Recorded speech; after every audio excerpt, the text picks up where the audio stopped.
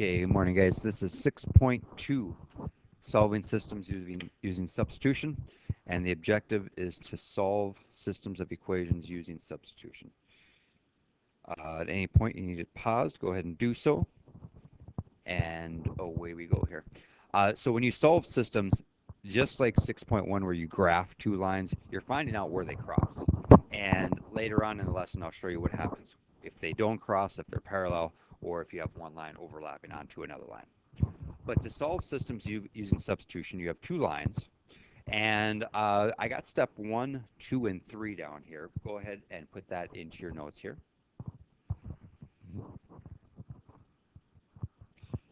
And then I'll show you how to do all 3 steps on the next page here. Okay, so when you solve by using substitution, the first step is to solve for a variable on either the top equation or the bottom equation. Sometimes there's a variable solve for, but one thing that you should be looking for is this. Look at the number in front of the variable that's called a coefficient. If the coefficient is a 1, that's something that should catch your eye. So when I look at these two equations here, I see a 1 in front of the letter y here, here, and here, all 3 of those. But one of them really stands out. One of them is actually all by itself. It's already solved for, and that's the letter y on the top equation. That's the one I'm going to go with. So what I'm going to do here is I'll rewrite it so that that's an equal sign.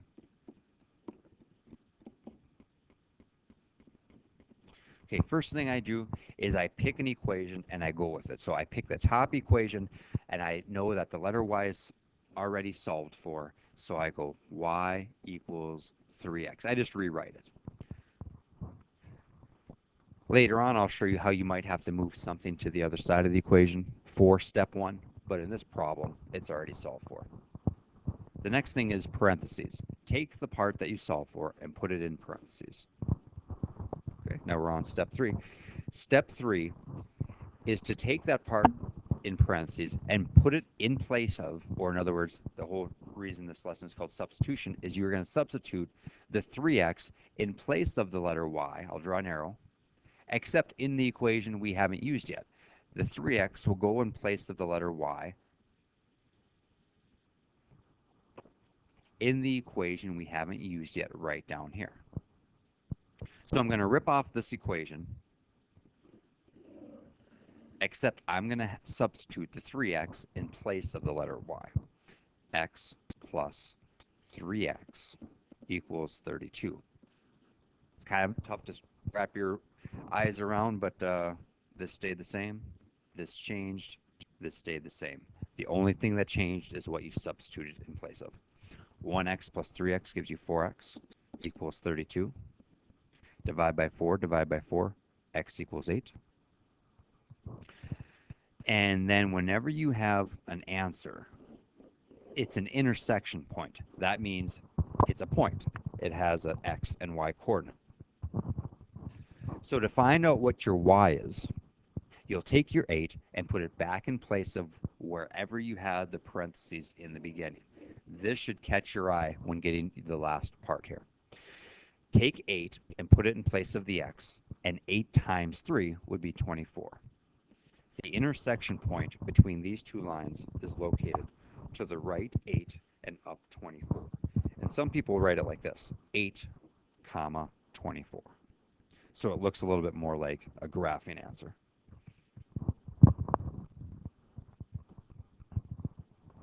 Okay. On this problem here, I have 2 lines. The first one is y equals x plus 7. And you can see the m and the b. I mean, that's pretty obvious. But we're not supposed to graph. We're supposed to use substitution. Step number 1 is to pick a letter and solve for it. So you have 4 options. You have the letter y on top and the x on top. You have the y on bottom, the x on bottom. The one that catches my eye is the y on top. Now, the y on bottom would have been fine too. The y on top has a 1 in front of it, so that's good. And you notice how it's the only thing that is on the left-hand side of the equation. So I draw the arrow over, since I'm picking that equation, y equals 2x plus 7. I didn't have to move things left or right. I just went. Step 2, is to put it in parentheses. Step 3 is to draw an arrow to the letter that you solved for. In this case, it's the letter Y, but in the equation we haven't touched yet. I'm going to draw an arrow from this to the letter Y in the equation we haven't used yet.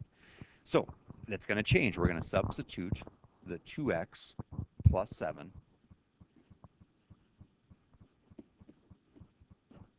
in place of the letter Y and the equal sign, x minus 1. Okay, on this problem, we can just drop the parentheses. Later on, there will be a number in front. Let's say there's a 3 right there that we would distribute out, but in this problem, we don't have that. So I'm just going to drop the parentheses. I'm going to look for combining like terms. Right now, there aren't any. So right now, I'm at the point where I just move the letters to the left and the number constants to the right. And you could have went either way, it'd be fine, but I really think that we should move the x over by subtracting x from this side, subtracting x from this side. 2x minus 1x gives you 1x. Bring down everything, everything stays the same. Since you got all your variables on the left-hand side, move your numbers to the right-hand side, minus 7, x equals negative 8.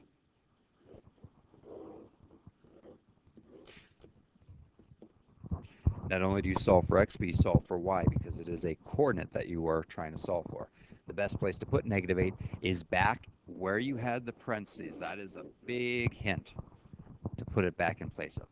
So you'd have y equals 2 times negative 8 plus 7. Y equals negative 16 plus 7. Or y equals negative 9.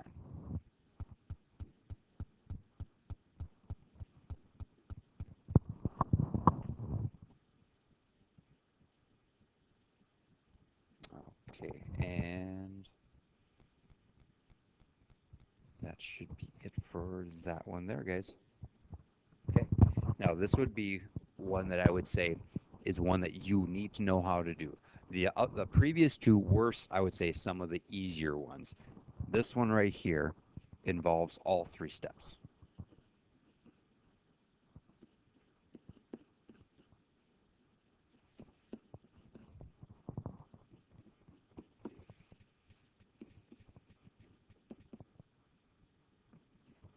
Okay. What catches my eye on this one is we have a problem with step number 1. We don't have a letter solved for. So that means there are 4 options up on the board, the x or y up top, the x or y on the bottom. Now, one of them really stands out to me because its coefficient is 1. Anytime that you have a coefficient of 1, that's the one you should solve for. Or in other words, it's the y on the bottom. This letter right here, we could solve for very, very fast. If we move the 2x to the other side by adding 2x, we draw the arrow over, we would then have y equals negative 3 plus 2x. Okay, so that's what's different about this problem compared to the other ones. Our step 1 involved a little bit more work. We now have the letter y solved for. Now we can move on to step 2, which is put it in parentheses. After you put it in parentheses, remember, it's replacing the letter y, but in the equation we haven't touched yet. We haven't touched the top equation, so draw an arrow to the letter y on the top. And now you just rip it off exactly as you see it, starting with the number 3. 3, remember, we're substituting in place of the y, parentheses, minus 3 plus 2x. Continue on by writing plus 4x equals 14. Distributive property is what we have right now, and this is, like I said, this is a more typical problem that you're going to see.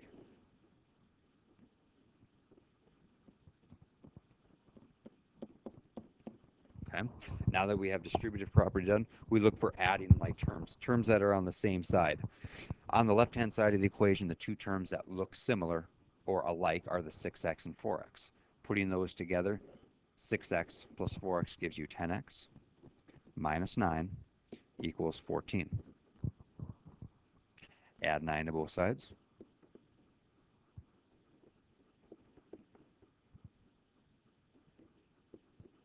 (10x equals 23). Divide by 10, divide by 10. X equals 2.3. And I'm not exactly thrilled that you get a decimal on this one here. It's trying to prove a point. If you tried to graph this one, it is really hard to get the right answer of 2.3 while graphing, where substitution is a very, very efficient way of doing that. Okay, the best place to put 2.3 is back into the original where we had the parentheses. So you'd have y equals -3 plus 2 times 2.3. Y equals -3 plus 4.6. 1.6 would be the right answer for that one.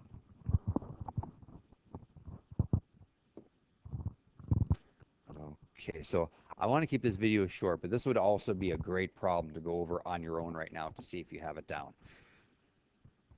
The letter that I would solve for between those four is the x on the bottom. So step number 1 would involve moving the 3y to the other side by using subtraction, and then you'd have x equals -7 minus 3y. All right, so this is the second day, and this is going to involve, this one's a word problem, and then after that is no solution and many solutions. So I'll just get the setup for this one here. Usually when they have dollar amounts, you want to keep dollar amounts together, unless there's an obvious part where it's a slope, where it has the word per, and then it has a constant. But on this problem, there's two sizes of snack packs, a large and a small. So right away, I want to go L and S as my letters. The large snack pack costs $5, so I'll go 5L plus 3S equals. Notice they're all dollar amounts, and the other dollar amount, there was a total of $220. Together, they sold 60 snack packs, so we go the large plus the small totaled 60. If you're looking to substitute, step 1 is to solve for a letter. Find the letter that has a 1 in front of it and go with that one. I really like the L on the bottom equation. You could quickly solve for that by subtracting S from this side, subtracting S from this side.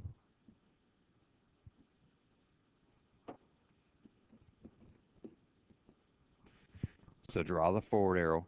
L would equal 60 minus S. Put that in parentheses. Draw an arrow from the parentheses to the letter L. But in the equation, we haven't touched it, so it's going to go right there. And I'm just going to get the next step written out, and I'm going to turn to the next page here. We'll get to one of the other ones. Plus 3S equals 220. Okay, you'd use distributive property, combine like terms, and then you'd solve for S for this one. Okay, and these are the two that I'm talking about here. For no solution and many solutions. So step 1 is to solve for a letter. The X on top is already solved for. So we're move right on to step 2, which is parentheses. So put parentheses around this one. Draw an arrow to the letter X in the equation we haven't touched yet. So this will go right down there. The orientation's off.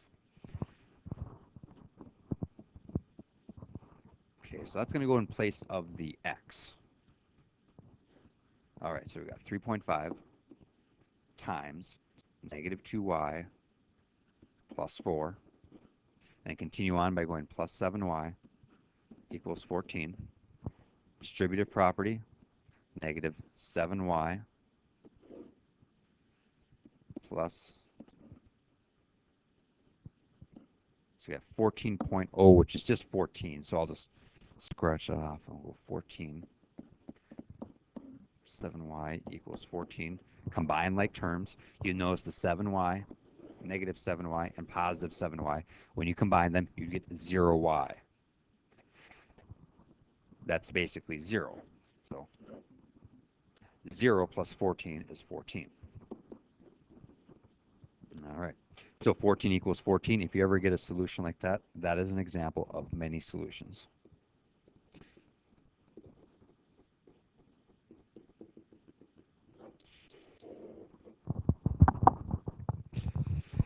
If they would not have been equal numbers, then it would have been no solution, and that's probably what letter B does here.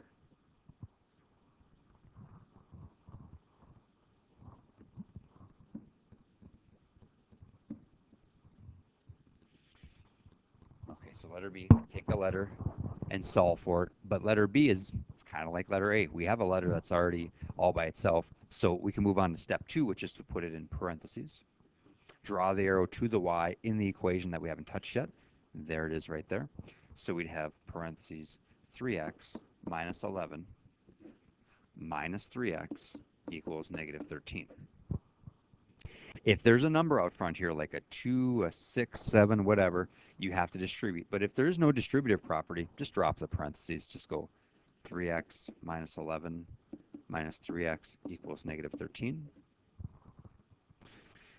A positive 3x with a negative 3x equals 0, so you don't have to put it. If everything would cancel, you'd at least have to put a 0, but in this case, we still got the negative 11 equals negative 13. So you notice these two numbers are different. This is an example of no solution.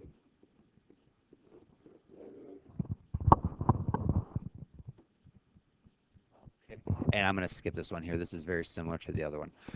But one thing I at least should talk about on this one here is what is the easiest letter to solve for on this problem.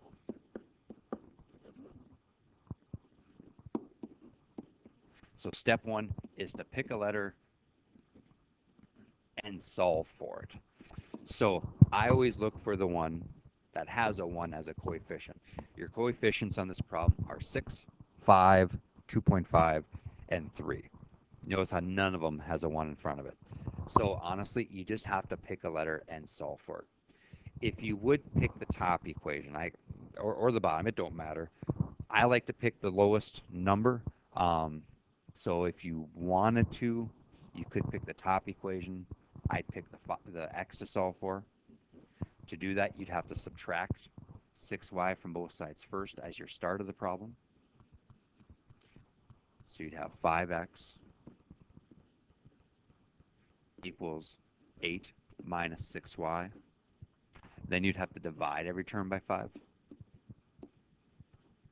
That'd be out. Now you do have your x equals 8 over 5 minus 6 over 5y. So your step 1 is now done.